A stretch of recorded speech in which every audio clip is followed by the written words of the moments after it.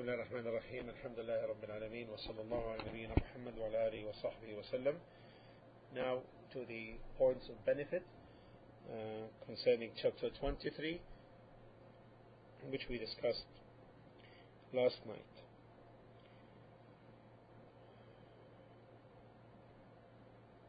The points of benefit regarding the three verses which the author had cited were finished also earlier. The fourth matter, the fourth benefit,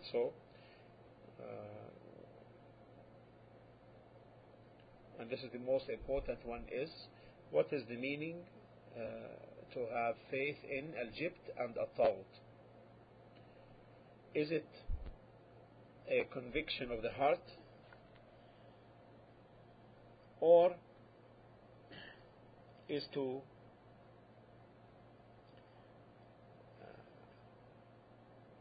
apply while hating it and knowing its futility? As to the first part,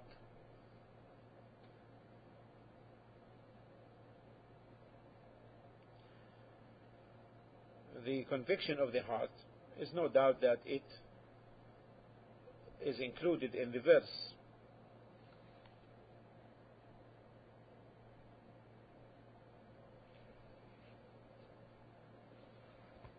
As to the agreement with the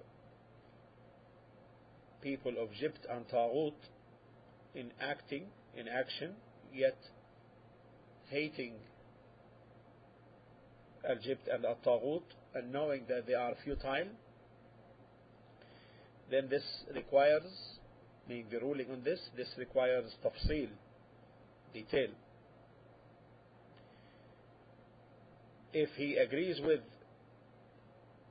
the people who believe in al-Jibt and al-Tawheed,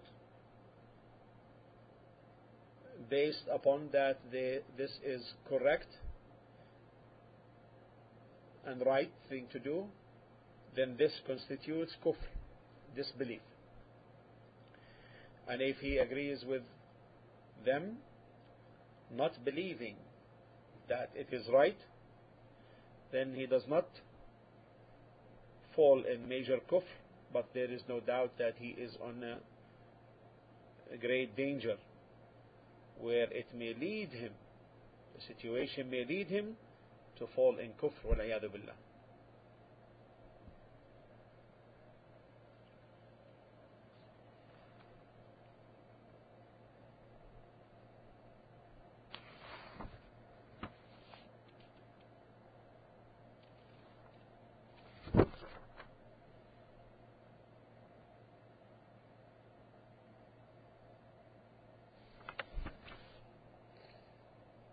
The next benefit, that this is what is intended by the established title of this chapter, that there will be from this ummah who will fall into idol worshipping and shirk, that this is inevitable, as stated in the hadith of Abi Sa'id al-Khudri, which we discussed also last night. The next benefit is the explicit statement that this worship of idols will occur. And the hadith of Abi Sa'id, that you will follow the path of the nations before you.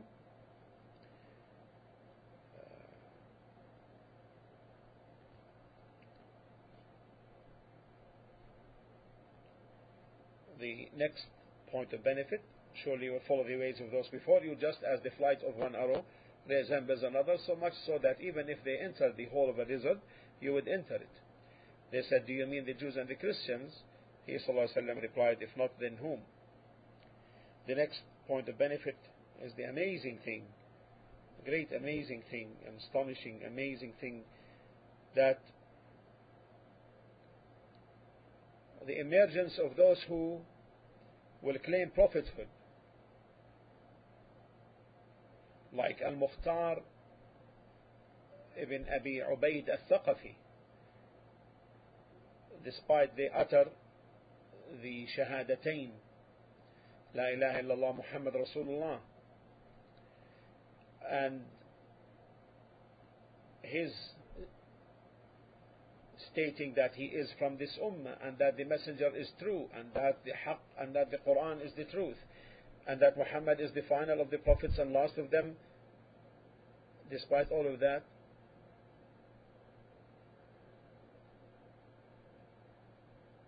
he contradicts it totally, whereby he claimed the prophethood at the end of the reign of the companions, and many numbers followed him, followed Al-Mukhtar. And who is Al-Mukhtar? He is Ibn Abi Ubaid Al-Thaqafi. He emerged in Al-Kufa during the early Khilafah of Ibn Zubayr radiallahu anhu, and he claimed the love of the household of the Prophet sallallahu alaihi wasallam, and then he invited people to take revenge for the killing of Al-Hussein radiallahu anhu, and then he killed many people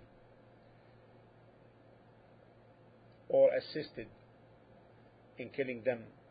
People were deceived regarding him from the common people.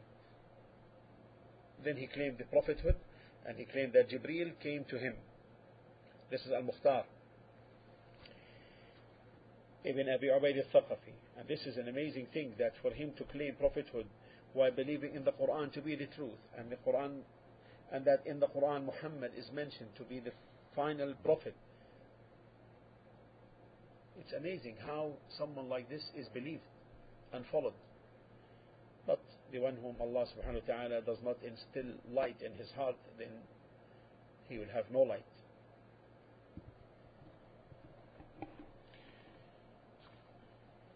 The next point of benefit, the glad tiding that the truth continues to exist, and it will not be eliminated as it was eliminated before.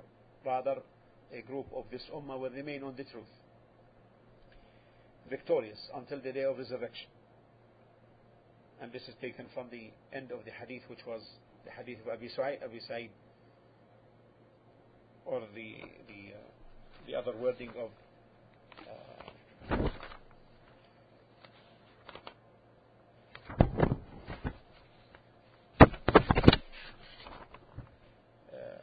Al-Burqani, where he added that statement,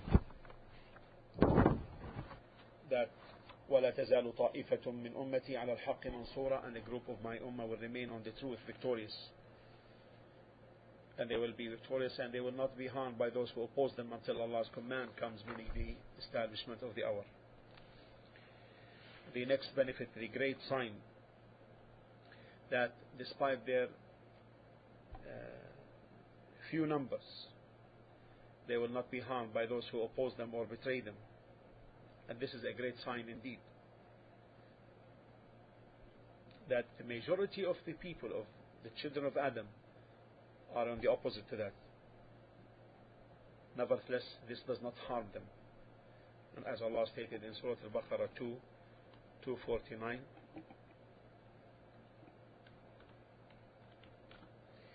كم من فئة قليلة غلبت فئة كثيرة بإذن الله والله مع الصابرين.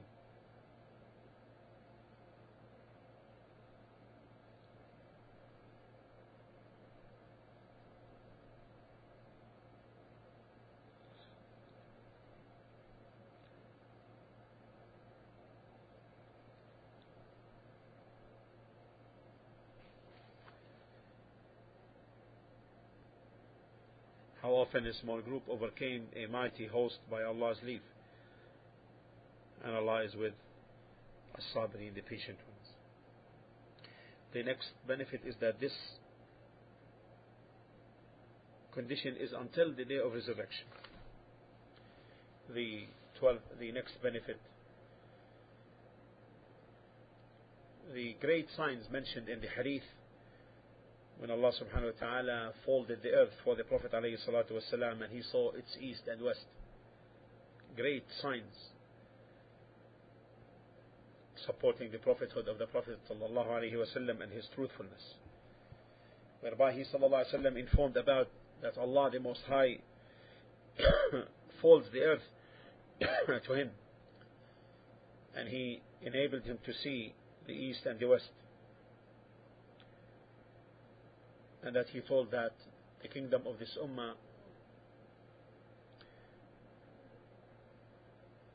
will reach these vast places not the north and the south, meaning what occurred is just as he sallallahu alaihi wasallam informed. He informed of the east and the west. He didn't mention the north and the south, and the reality attests to that. That the message of the Prophet alayhi salatu wasallam reached in the direction of the east and the west more than its spread towards the south and north. And this is from the knowledge of the unseen, which Allah subhanahu wa ta'ala bestowed upon His Prophet alayhi salatu wasallam. And from that is that he sallallahu alayhi wasallam also told that he will be given the two treasures, the gold and the silver, those of Kisra, the Persian, and Caesar, the Roman. And from that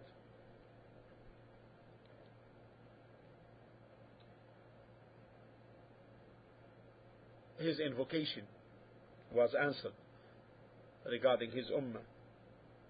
First, not to be mass destroyed,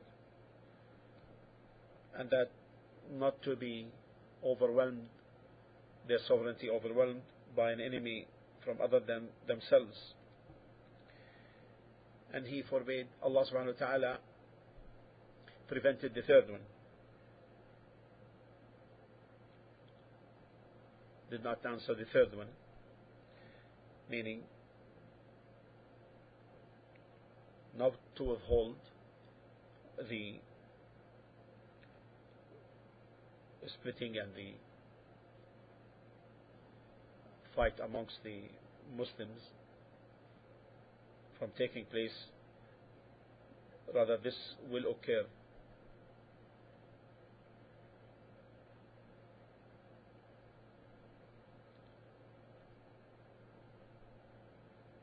so Allah prevented that to be given, withheld it. And from the signs which the Prophet ﷺ also had in this hadith is his informing that the sword, the killing by the sword, that if it takes place, then it will not be lifted. And this is what occurred since the time of Uthman radiallahu anhu, if we can have the hadith. That it will not be lifted until the hour is established. And the matter occurred as such when the swords were used on the Muslims from amongst themselves. The matter remained as we see it up till now. Also, he's informing that some Muslims will destroy others and take as prisoners portions of this ummah, will do it to other portions, and this is what occurred. And from that is his fear for his ummah regarding the misleading leaders and scholars.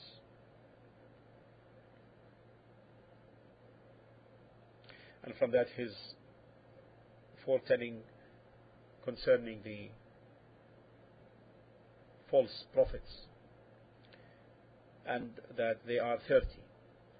Al-Hafidh ibn Hajar rahimahullah mentioned that the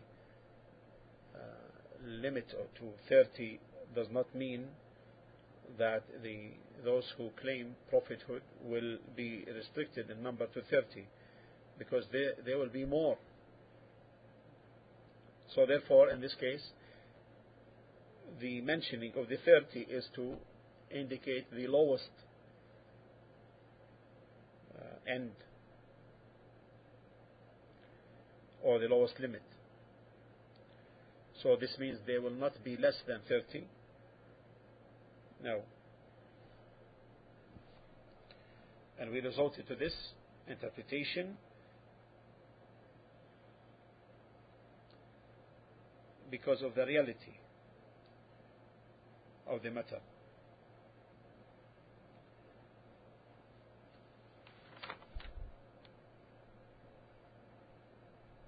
And from that also his informing alayhi salatu wasalam concerning the continuity of the saved sect and the victorious group.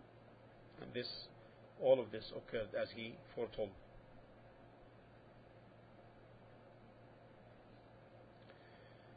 Also from that is the specification that his fear is centered upon, or focused upon, the misleading leaders.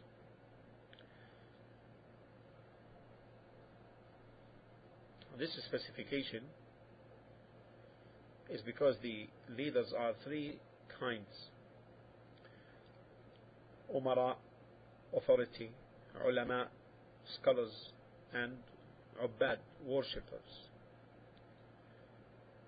And these together are feared, since they are followed.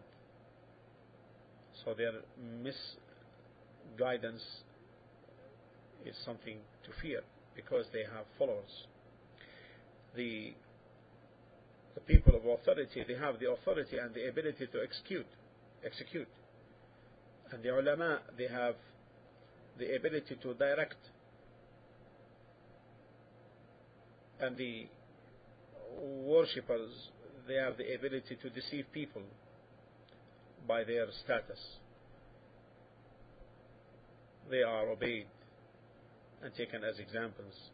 So that's why the ummah should fear them, because if they are misled, then they will lead many astray, and if they were guided, many will be guided by them. And finally, the point of caution regarding the meaning of idol worship, that is, the worship of idol is not restricted to ruku' and sujood to them, but rather involves following the misleading who make the halal haram, and people will do the same, and they make unlawful that which Allah had made lawful, and people will do the same.